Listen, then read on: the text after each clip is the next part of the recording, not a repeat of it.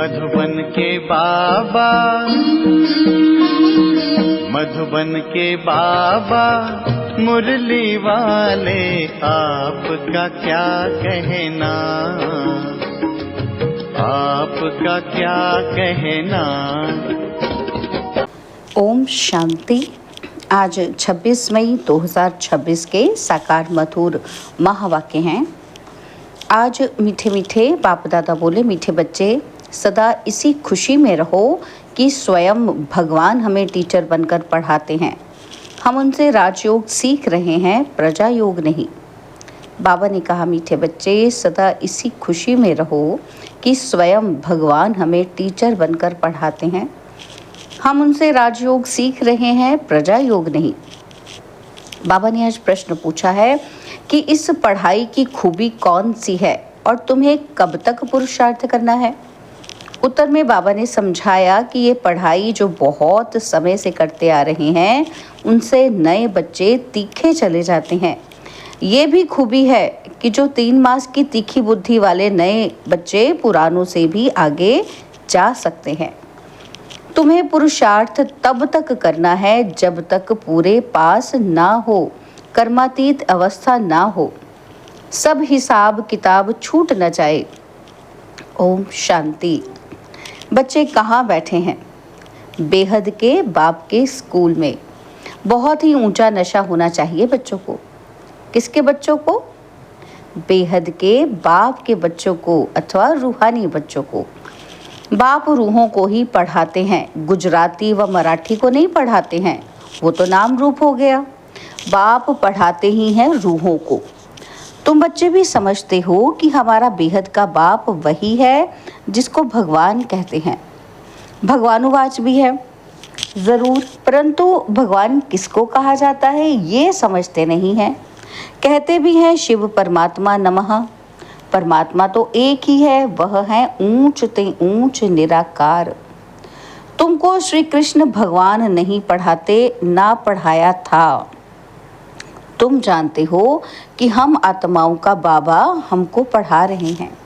भगवान तो निराकार ही ठहरा। शिव के मंदिर में जाते हैं, उनकी पूजा भी करते हैं, तो ज़रूर कोई चीज़ है। नाम रूप से न्यारी कोई चीज़ थोड़ी होती है, ये भी तुम अब समझते हो। सारी दुनिया में कोई भी नहीं जानते हैं, तुम भी अभी जानने लग पड़े हो।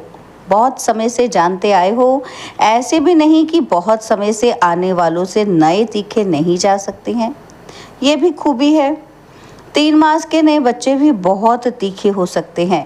कहते हैं, बाबा इस आत्मा की बुद्धि तो बहुत तीखी है। नए जब सुनते हैं तो बड़े गदगद होते हैं तो सब गॉडली स्टूडेंट। निराकार बाप ज्ञान का सागर पढ़ा रहे हैं।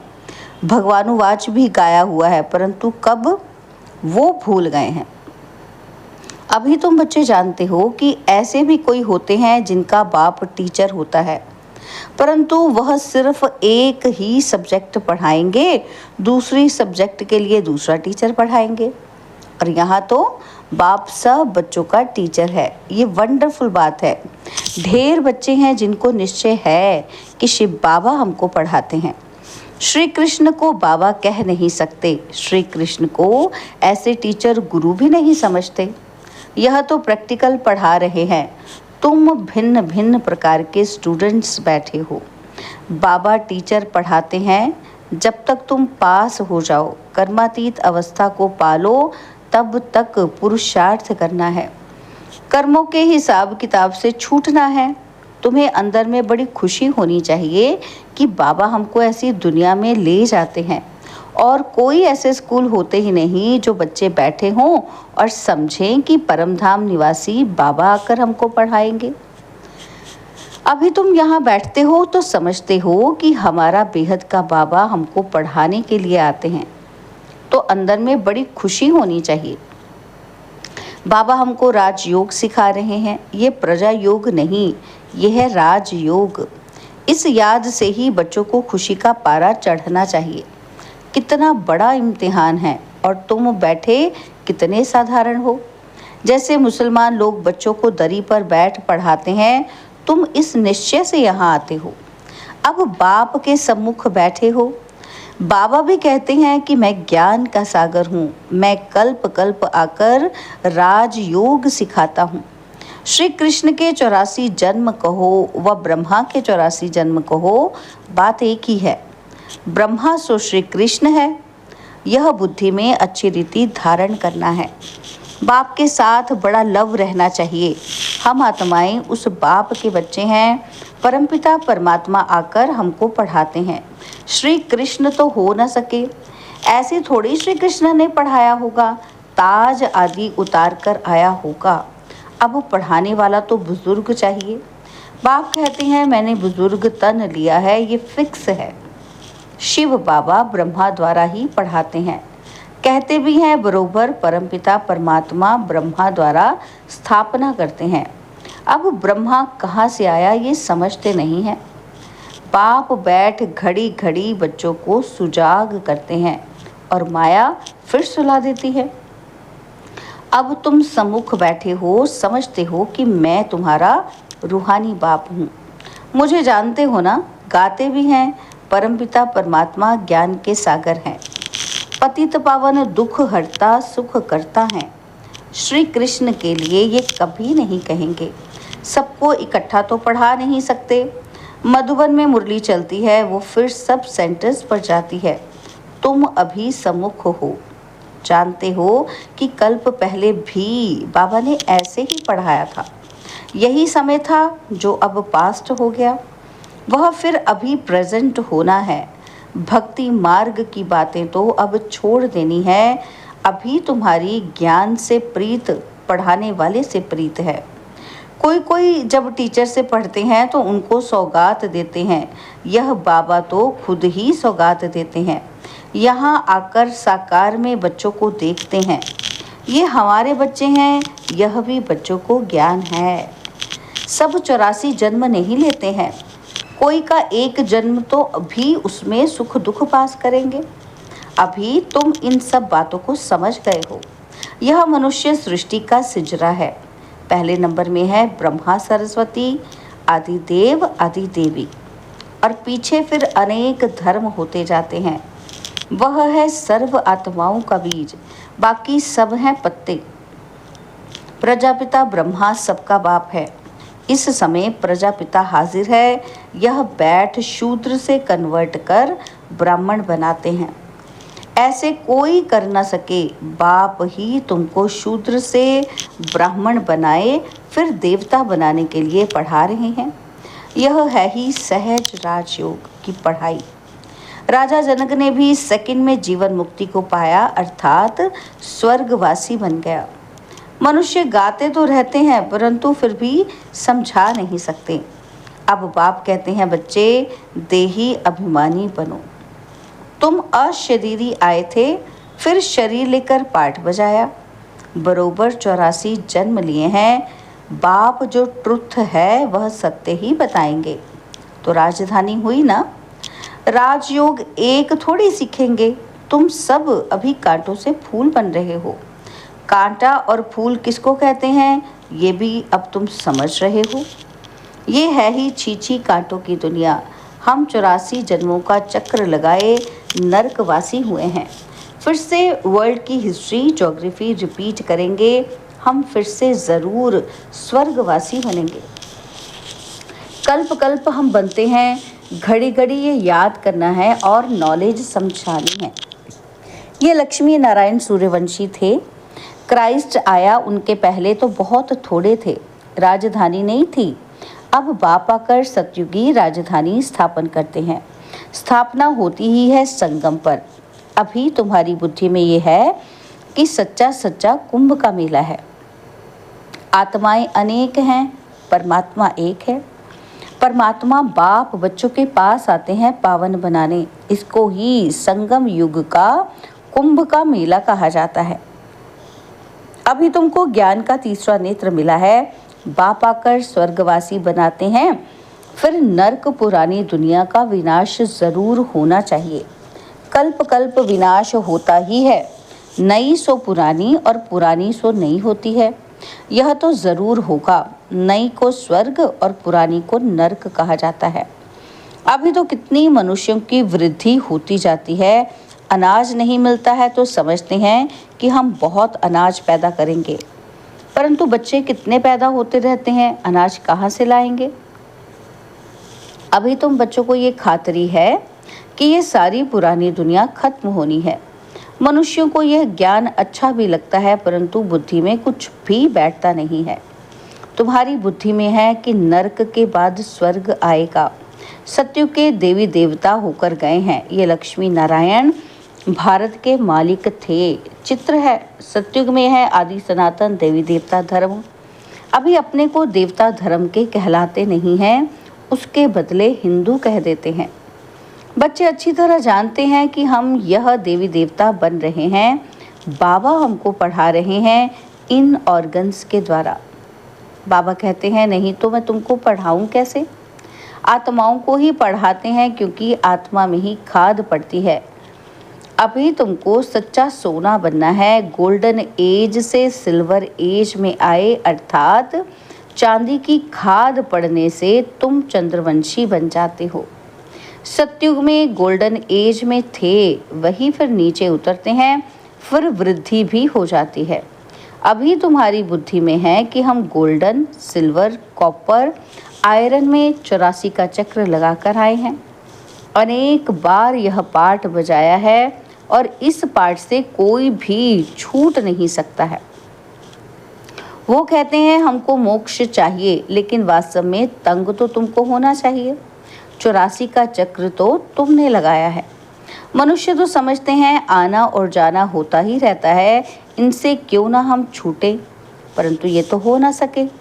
गुरु लोग भी कह देते हैं कि तुम मोक्ष को पाएंगे, ब्रह्म को याद करो तो ब्रह्म में लीन हो जाएंगे।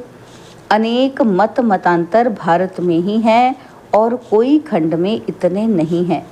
ढेर की ढेर मत है, एक ना मिले दूसरे से। रिद्धि सिद्धि भी बहुत सीखते हैं, कोई केसर निकालते, कोई क्या। इसमें मनुष्य बहुत खुश होते हैं। यह तो है स्पिरिचुअल नॉलेज। तुम जानते हो स्पिरिचुअल फादर है हम आत्माओं का बाप। रूहानी बाबा रूहों से बात करते हैं, सत्यनारायण की कथा आकर सुनाते हैं, वह अमर कथा सुनाते हैं जिससे अमर लोक का मालिक बनाते हैं, नर से नारायण बनाते हैं और फिर कौड़ी मिसल बन पड़ते हैं। अभी तुमको हीरे जैसा अनमोल जन्म मिला है, फिर कौड़ियों पिछाड़ी क्यों गवाते हो। यह दुनिया ही बाकी कितने वर्ष होगी, कितने लड़ाई झगड़े होते रहते हैं, सब खत्म हो जाएंगे। मौत सामने खड़ा है, फिर इतने लाख करोड़ कौन बैठ खाएंगे। क्यों नहीं इनको सफल करना चाहिए। ये रूहानी कॉलेज खोलने से मनुष्य एवर हेल्दी, वेल्दी और हैप्पी बन जाते हैं। सो भी ये कंबाइन है, हॉस्पिटल और यूनिवर्सिटी। हेल्थ, वेल्थ, हैप्पीनेस तो है ही, बराबर योग से आयु भी बड़ी मिलती है। कितने तुम हेल्दी बनते हो, फिर कारून का खजाना भी मिलता है। अल्लाह अव्वल दीन का नाटक दिखाते हैं ना। तुम जानते हो अल्लाह जो आदि सनातन देवी देवता धर्म स्थापन करते हैं, उनमें बहुत सुख है। नाम ही है स्वर्ग। तुम शांति धाम के रहवासी थे, फिर तुम पहले पहले सुख धाम में आए, फिर 84 जन्म लेते नीचे गिरते आए हो। कल्प कल्प हम तुम बच्चों को ऐसे बैठ समझाते हैं, तुम अपने जन्मों को नहीं जानते हो। मैं तुमको बताता हूँ, तुमने 84 जन्म लिए हैं, ये चोला पतित है, आत्मा भी तमो प्रधान हो गई है। बाबा राइट कहते हैं, बाबा कभी रॉन्ग कहेंगे ही नहीं, वह है ही ट्रुथ। सतयुग है ही वाइसलेस वर्ल्ड, राइटियस दुनिया, और फिर रावण अनराइटियस बनाते हैं, ये है ही झूठ खंड। गाते भी हैं झूठी माया झूठी काया, तो कौन सा संसार। ये सारा पुराना संसार झूठा है और सतयुग में ही सच्चा संसार था। दुनिया एक ही है, दो दुनिया नहीं है। नई दुनिया से फिर पुरानी होती है। नए मकान पुराने मकान में फ़र्क तो होता है। नया बनकर तैयार होता है तो समझते हैं नए में बैठेंगे। यहाँ भी बच्चों के लिए नया मकान बनाते हैं, बहुत बच्चे होते जाएंगे। तुम बच्चों को तो बहुत खुशी होनी चाहिए। बाप कहते हैं, मुझ ज्ञान सागर के बच्चे सब काम चिता पर बैठ बेचारे एकदम जल गए हैं। अब फिर उनको ज्ञान चिता पर बिठाते हैं। ज्ञान चिता पर बिठाए स्वर्ग का मालिक बनाते हैं। काम चिता पर बैठने से बिल्कुल ही काले बन गए हैं। श्री कृष्ण को श्याम सुंदर नाम दिया है, परंतु अर्थ कोई समझ नहीं सकते। अब तुम क्या से क्या बनते हो? बाप कौड़ी से हीरे मिसल बनाते हैं, तो फिर इतना अटेंशन देना चाहिए। बाप को याद करना चाहिए, याद से ही तुम स्वर्ग के मालिक बनेंगे।